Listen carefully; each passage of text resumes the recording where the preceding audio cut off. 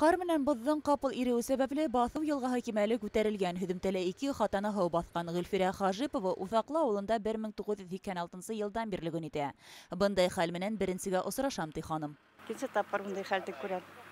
Быйыл ҡышта ныҡ һыуыҡ булманы инде.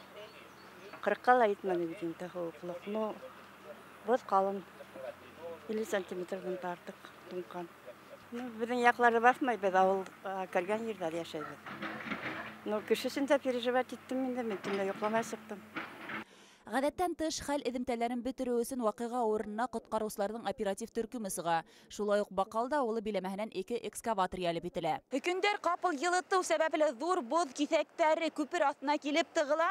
Шуға күрә бында икенсе көн рәттән махсус техника эшләй. Һыу иһә ихаталарға инһә лә, йортҡа әлегә инеп өлгөрмәгән.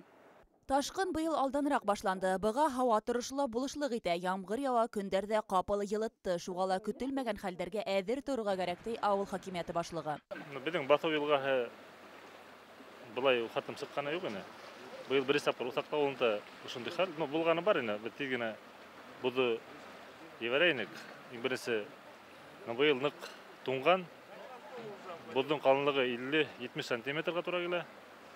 Икенсе көн мына шундайыраҡ нейҙә инде. 2-3 техника эшләй. Былай хәтлем өйҙәрҙе баҫмаған әйтермен. Ундай ҡурҡыныс хәл юҡ. Әйләп боҙҙарҙы ошо ебәрәбеҙ инде. Ауыл халҡын ихаталар буйлап йөрөп иҫкәртәләр. Көтөлмәгән хәл килеп сыҡҡан осраҡта кешеләрҙе ваҡытлыса урынлаштырыу пункты ла әҙер. Всего было потоплено 6 придомовых территорий. По состоянию на утро 5 апреля потоплены 2 придомовые территории, из которых одна территория нежилого дома и одна территория строящегося дома. Река находится в русле, текущий уровень составляет 105 сантиметров, возможность потопления наступает при уровне от 130 сантиметров. Уровень воды постепенно снижается.